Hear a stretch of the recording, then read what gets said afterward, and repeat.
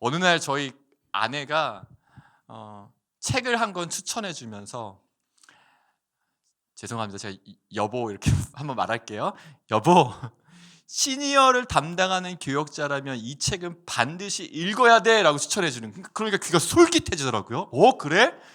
근데 제목을 보니까 만화책이에요. 그래서 제가 처음에는 무슨 만화책을 보라는 거야 하고 그냥 이렇게 며칠이 지나다가, 지난주 월요일 날 그 추천해 준 책을 그 자리에서 1권부터 5권 완결편까지 단숨에 읽고, 이런 책이 있었구나 하고 깨달았던 책이 있는데, 그 책이 바로 나빌레라라는 만화책이에요. 네, 뭐 이 만화책을 보지는 않으셔도 됩니다. 근데 제가 이 나빌레라라는 만화책에서 좀 한 가지 단어가 제 마음 가운데 좀 계속 묵상거리가 되고, 또 오늘 말씀 본문을 정하는 데에도 한 주 동안 저에게 영향을 주고 또 묵상을 도와줘서 오늘 이 책 이야기로 시작하게 되었습니다. 처음 어떻게 시작하냐면, 이 70세가 된 이제 그 가정에서는 아버지죠. 아버지가 아들, 며느리, 손주, 가족들 모여 있는 자리에서 이제 입을 여는 거예요. 얘들아, 내가 할 말이 있다.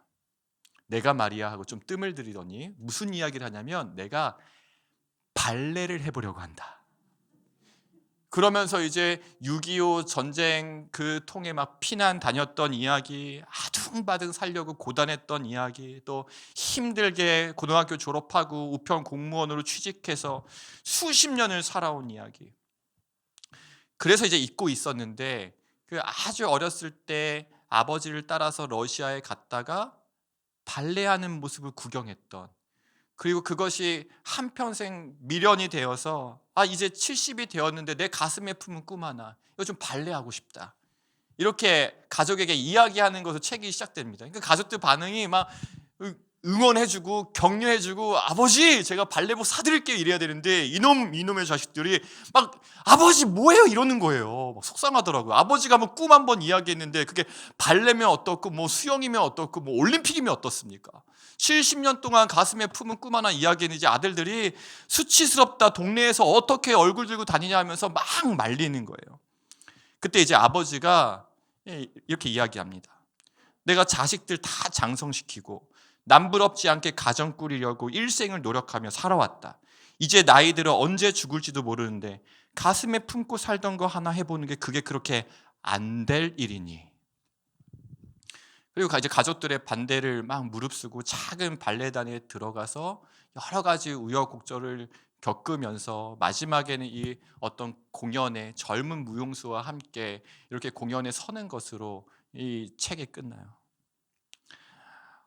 책을 보면서 이제 우리 브라보 시니어 성도님들 생각나고, 저희 부모님 생각도 나고, 나에게 주신 꿈을 향해서 이 부르심을 따라서 목회자가 되고, 여기서 매주 너무너무 하나님의 은혜에 감탄하면서 나는 설교하면서 주님 주신 꿈을 이루어가며 살고 있는데,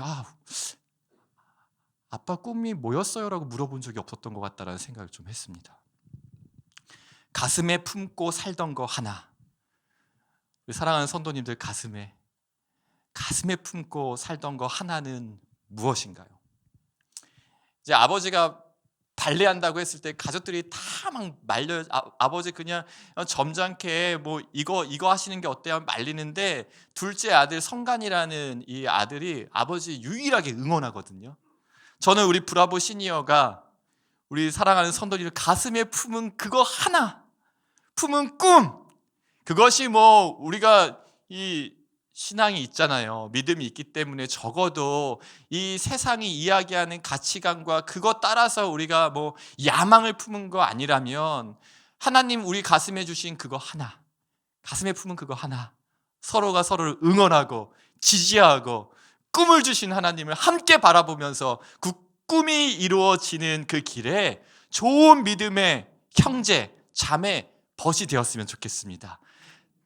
당신의 꿈을 응원합니다. 이렇게 서로를 좀 한번 바라보시면서 응원해. 당신의 꿈을 응원합니다.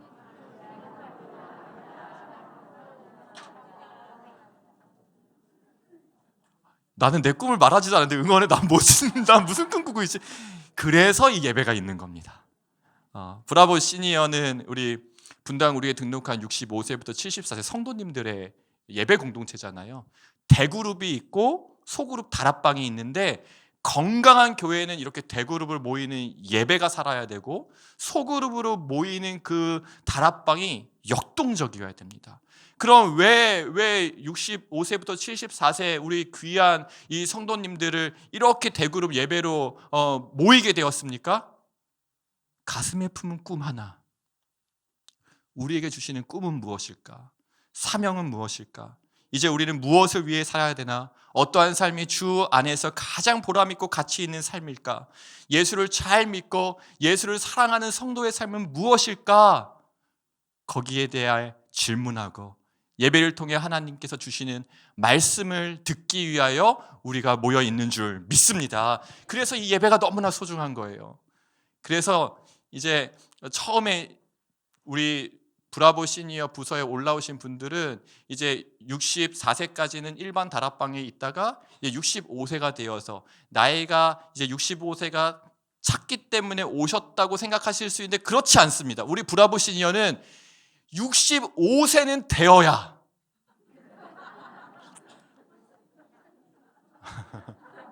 65세가 되지 않으면 막 부탁해야 돼요. 제가 아직 나이는 되지 않았는데 꼭 브라보 시니어에 가서 이 브라보 시니어 성도의 신앙과 믿음과 사명이 무엇인지 알고 우리 그 또래들과 동기들과 형님들과 언니들과 누님들과 지금 이 시대를 같이 살고 있는 우리 믿음의 전우들과 함께 고민하는 걸 1년이라도 빨리 들어가서 배우고 싶어요. 사정해야 됩니다. 그런 긍지와 자부심이 저에게는 있는데 우리 시니어 선도님들도 그 긍지로 지금 모이고 계시지요? 이게 아무나 올 수 있는 곳이 아닙니다. 그러니까 제가 이 젊은 40대 목회자가 제가 그래서 저는 한 살 한 살 먹을 때마다 정말 죄송한 이야기지만 저는 조금씩 기쁨이 있어요. 내가 조금 가까워지는구나. 처음 거의 40에 올라왔다 이제 제가 이제 44 정말 여러분들에게는 아들뻘인데 그래도 이렇게 한 살 한 살 이렇게 가면서 조금씩 이 말씀을 붙들고 하나님 변하지 않는 영원한 진리의 말씀을 설교자는 나이와 상관없이 그 말씀을 듣는 청중들에게 성도들에게 잘 전하기 위해서 이 고민하는 시간이 그래도 5년이 쌓이니까 너무너무 행복하고 좋습니다. 이 모든 혜택을 제가 누리고 있는데 우리 시니어 성도님들도 이곳에 예배 드리면서 하나님의 말씀과 나의 삶이 분리가 되지 않고 오늘 나에게 초등학생들은 초등학교 때 들어야 되는 말씀이 있을 거고 대학 청년들은 또 대학 청년들이 그 삶에 대학 생활에 막 이렇게 취업을 준비하는 과정 또 미래를 꿈꾸는 과정 이 과정 가운데 또 들어야 되는 말씀이 있다면 여호수아가 나무 그늘 아래에서 쉴 때에 그를 찾아오셔서 말씀 주시고 다시 한번 사명으로 일깨워 주신 것처럼 우리에게도 이렇게 모여있을 때 주시는 여기에서만 들을 수 있는 하나님의 말씀이 있는 줄 믿습니다. 이것을 꼭 붙들고 가세요. 하나님 이것을 제가 매주마다 하나씩 꼭 듣게 해주세요. 이거 놓치고 싶지 않아요. 그러한 은혜 주시길 원합니다. 이러한 의미에서 오늘 우리가 읽은 이 에베소서 1장 말씀은 굉장히 중요한 의미가 있습니다. 삶이 혼란스러울 때, 내가 어디로 가고 있는지 고민되고 있을 때, 내가 가는 걸음이 지금 잘 가고 있는 것인가 물음표가 생길 때에 또 어떻게 나에게 주어진 하루하루를 잘 보내는 것이 정말 하나님을 기쁘시게 하는 내가 이제 주님께서 나를 부르셨을 때 후회 없는 삶을 살았노라고 하나님 제가 마지막 인생의 이 가장 전성기를 우리는 브라보 시니어가 가장 전성기잖아요. 저는 아직 전성기에 한참 못 미쳐 있는 때고 이 전성기를 가장 하나님이 기쁘신 그 삶을 제가 살고 주님 오늘 인사드립니다 할 수 있는 그 삶이 무엇인지를 알려주는 것이 바로 에베소서 1장 말씀입니다. 그러니 얼마나 우리에게 중요합니까? 오늘 읽은 본문은 에베소서 1장에서 3절에서 6절까지만 읽었지만 사실 바울은 3절에서 14절까지 한 호흡으로 쉬지 않고 말씀을 기록해요. 그러니까 사실은 3절에서 14절까지를 전체를 묵상해야 우리가 이 말씀을 더 잘 이해할 수 있지만 그래도 오늘 3절과 6절 말씀에서도 우리가 중요한 것을 깨닫고 발견할 수 있습니다. 3절에서 이렇게 이야기하잖아요. 찬송하십시오. 하나님께서 하늘에 속한 모든 신령한 복을 우리에게 주셨습니다. 찬송하십시오. 그 다음에 하나님께서 우리에게 하늘에 속한 모든 신령한 복을 주셨습니다. 여기까지만 9절만 보면요, 우리가 이렇게 이해하기 쉬워요. 아, 하나님께서 우리에게 하늘의 신령한 복을 주셨으니 우리가 하나님을 찬송해야 되는구나. 그러니까 이 신령한 복, 예수 그리스도를 믿음으로 말미암아 하나님의 자녀가 된 자들에게 주시는 이 신령한 복이 바로 우리가 평생을 하나님을 찬양하며 살아야 되는 찬송의 이유가 되는구나라고 생각하기 쉬운데 그렇지 않습니다. 물론 신령한 복을 주신 것은 어떠한 상황에 우리가 놓여 있든지 우리가 하나님께 감사드릴 수 있는 그 이유가 됩니다. 어떠한 상황에서도 이 신령한 복, 즉 하나님께서 값없이 우리에게 주신 놀라운 선물인 이 구원은 우리가 하나님을 찬양하는 이유가 돼요. 그런데 오늘 에베소서 1장이 정말 말하고 싶은 것은 또 다른 것이 있습니다. 그 다음 구절을 보면 이제 4절과 5절은 어떠한 내용이냐면 이제 성부 하나님께서 우리의 구원을 위해 어떠한 일을 하셨는가 이걸 소개합니다. 즉 하나님께서 우리를 창세 전에, 그러니까 지금 우리의 모습을 보시고 너는 택할 만하다, 넌 구원받을 만하다, 지금 나의 모습을 보고 판단하신 것이 아니라 이미 창세 전에 내가 이 세상에 태어나기 전에 나를 하나님의 기쁘신 뜻대로 선택하셨다는 것을 먼저 이야기합니다. 그러니까 우리가 흔들릴 필요가 없는 거죠. 하나님이 지금의 내 모습, 이것을 저울질 하신 다음에 선택하신 것이 아니라 한 분 한 분을 창세 전에 이미 예정하시고 선택하시고 그분의 기쁘신 뜻대로 예수 그리스도를 통하여 하나님의 자녀 삼기로 하셨으니 우리가 혼란스러울 필요가 없죠.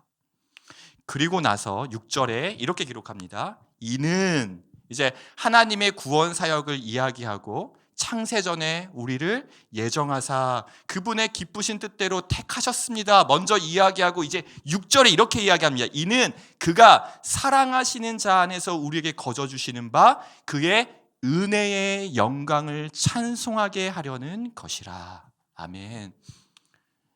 이제 바울이 정말 하고 싶은 이야기를 우리가 알게 됩니다.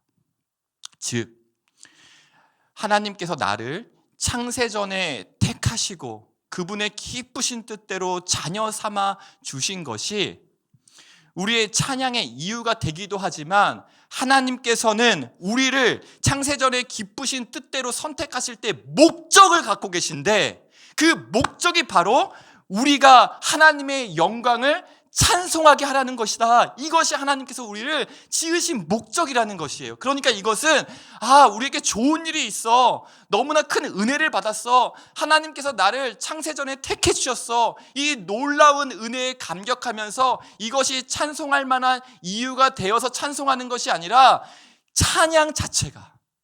찬송 자체가 하나님께서 나를 부르시고 선택하신 하나님의 가슴에 품은 꿈 하나라는 말입니다. 아까 우리에게 품은 가슴에 품은 꿈 하나는 무엇입니까? 이렇게 시작했잖아요. 이제 하나님의 가슴에 품은 꿈 하나가 나오는 겁니다. 하나님께서 우리를 선택하시고 지으시고 예수 그리스도의 생명을 값으로 치르시면서 대가 지불하시면서 그 가슴에 품은 꿈 하나는 무엇이냐면 우리가 하나님을 찬송하는 것. 그러니까 이게 굉장히 놀라운 생각의 전환이잖아요. 찬송할 만한 이유가 있고 원인이 있고 그래서 우리가 찬송하는 것이 아니라 우리를 창조하신 목적 자체가 하나님의 은혜를 찬송하기 위해 부르셨다라는 것입니다. 하나님 아버지의 가슴에 품은 꿈 하나가 바로 우리가 그분의 은혜의 영광을 찬송하는 것입니다. 그래서 저는 이 바울이 에베소서를 기록했을 때 바울이 감옥에 갇혀 있는 상황이잖아요. 감옥에 갇혀 있는 상황에서도 이렇게 찬송할 수 있다. 그것이 너무나 놀랍고 위대한데 사실은 바울이 만약 삶의 혼란을 경험하게 된다면 그 혼란은요, 내가 복음을 전하다가 감옥에 갇히게 되었네라는 생각을 할 때 삶의 혼란이 오는 것이 아니라 감옥에 갇힌 상황 때문에 바울을 선택하시고 부르시고 자녀 삼으셔서 그의 목적은 하나님을 찬송하는 것인데 그 상황 때문에 찬양의 자리에서 미끄러질 때 삶의 혼란이 옵니다. 이걸 좀 비유로 설명해 드리면, 여러분, 이 자동차가 도를 달릴 때 쌩쌩 잘 달릴 수 있잖아요. 근데 자동차가 그 도를 벗어나서 하늘을 날아보겠다고 하면 어떻게 될까요? 바로 추락할 것입니다. 자동차로서 혼란과 사고를 경험하는 것이죠.